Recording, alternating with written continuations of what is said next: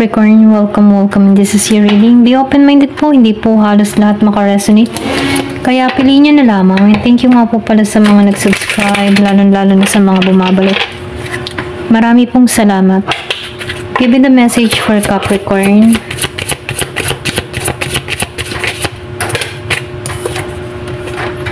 Meron ka ditong house 10. Give me the message for Capricorn.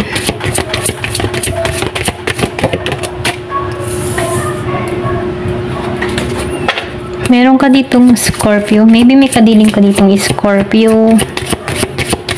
So, nakikita ko dito, no, compass lover mo to. Gusto nito ng renewing o renewal, okay? Gusto nitong maglago yung komunikasyon, lumago kayo, magkaroon ng transformation. Kaya lang itong taon na ito, nakakaramdam to ng intense sa'yo once na kausap ka nito, no? So, nakikita ko dito, pwedeng nararamdaman mo dito sa tao na to, no? Kumaga na-expose sa'yo yung kanyang mga kinikilos dito once na nakakausap ka nito. Ito lang yung nakikita ko, no? Merong Year of the Snake. So, nakikita ko rin dito, yung iba sa inyo, merong paglago na nangyayari sa'yo. Or meron ditong paglawak, ano, pwedeng lumalago ang karunungan mo, lumalago yung iyong abilidad, okay? So, nakikita ko dito yung growing, nagmamatured ka, okay, sa mga desisyon or sa pagpapasya mo. Kumbaga, nafe-feel ko dito na nabubuksan yung kaisipan mo, nagkakaroon ka dito ng pangunawa, okay? So, nakikita ko rin dito, no, yung iba sa inyo, ikaw yung tipo ng tao na disiplinada, or madisiplin, okay? Meron kang disiplina sa sarili mo. Kumbaga, nakikita ko dito na once na meron kang sinet sa iyong kaisipan, talaga andun yung disiplina, okay? So, nakikita ko dito yung iba sa inyo, malakas yung intuition, malakas yung kutob. Kumbaga, nafe-feel ko dito na meron ditong karera na parating, okay? Or pwede rin sabihin, nagiging maganda yung takbo ng karera mo, okay? So, nakikita ko dito yung tagumpay na magaganap, mangyayari sa'yo, okay? So, sinasabihan ka dito, focus ka sa ginagawa mo. Kung nakakaranas ka ng imbalance or parang nakakaramdam ka ng pag-aalala, no? Sinasabihan ka dito, no, tanggalan to, okay? So, tanggalan mo yung tension, tanggalan mo yung mga isipang gano'n, no? So, nakikita ko dito, meron ditong mangyayari or magaganap sa'yo, okay? Kumbaga, kailangan lang dito maging positibo. Ayan. Give me more information. Meron ka ditong Libra. So, nakikita ko dito, maybe meron ka dito kadiling na Libra. Okay? Nakikita ko dito yung self-love. Meron ditong last quarter moon in Libra. Pwedeng nangyari to ng last quarter moon in Libra. So, yung iba sa inyo minumungkahi dito na mahalin yung sarili, or pwedeng sabihin, andito ka ngayon sa transformation na inalagaan mo yung sarili mo, minamahal mo yung sarili mo, iniingatan mo yung sarili mo. Okay? So, nakikita ko dito na yung iba sa inyo, nalampasan mo yung mga pagsubok, ano, kumbaga, nakakaranas ka ng insecurity, pero hindi mo to pinapansin, ano, kumbaga, kahit nakakaramdam ka ng ganun, hindi mo to, yung banti po na, hindi mo to pinalalalim sa'yo, or hindi mo to pinasasakop sa sarili mo. Kumbaga, yung insecurity, pinapakawalan mo to, okay? Kumbaga, nagkakaroon ka ng pangunawa dito na merong kanya-kanyang swerte ang isang tao, okay? So, nakikita ko rin dito na nahanapan mo ng balanse ang sarili mo, okay? Yung iba sa inyo, meron kang kadiling na Cancer. Yung iba, meron ditong kadiling na Leo. Full moon in Leo, so go wild. Sinasabihin ko dito, gawin mo yung mga bagay na gusto mo, okay? Kumbaga, kung alam mo hindi ito makakasama sa'yo, okay, or kung alam mo makakabuti ito para sa'yo, sundin mo, ano? Kasi nakikita ko dito yung passion. Meron kang gustong mangyari, okay? Meron kang gustong likhain or gawin, ano? So, go for it, okay? Kasi nakikita ko dito na ma-accomplish mo to eh. Kung ano mo itong mga gusto mong mangyari, or meron kang ditong karera, bagong karera, or meron kang gustong subukan, gawin mo, okay? Meron ka dito last quarter moon in Virgo, attend to the details. Kumbaga, once na meron kang mga pinaplano, meron kang hakbang na gagawin, meron kang proyekto, pag-aralan mo yung detalyado, okay? Pag-aralan mong detalyado tong pinapasok mo, okay? Nang sa ganun, ano, maging success to, okay? Kumbaga, kung merong nag-o-offer sa'yo ng trabaho, pag-aralan mo kung ano yung trabaho ito or kung anong kahihinatnan. Kumbaga, maging advance ka din sa pag-iisip about nito. Or pwede rin sabihin kung merong ditong lumalapit sa'yo for investment, mga ganyan. Pag-aralan mo maigi, okay?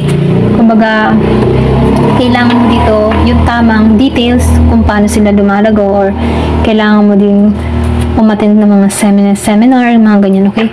Kung merong mga offer or meron ditong mag-aalok sa'yo. So, kailangan mong pag-aralan to. Okay, kung bakit nagiging silang matagumpay din dito para maging matagumpay ka rin sa papasukin mo. Okay? Give me more information. Ano pa yung mensahe?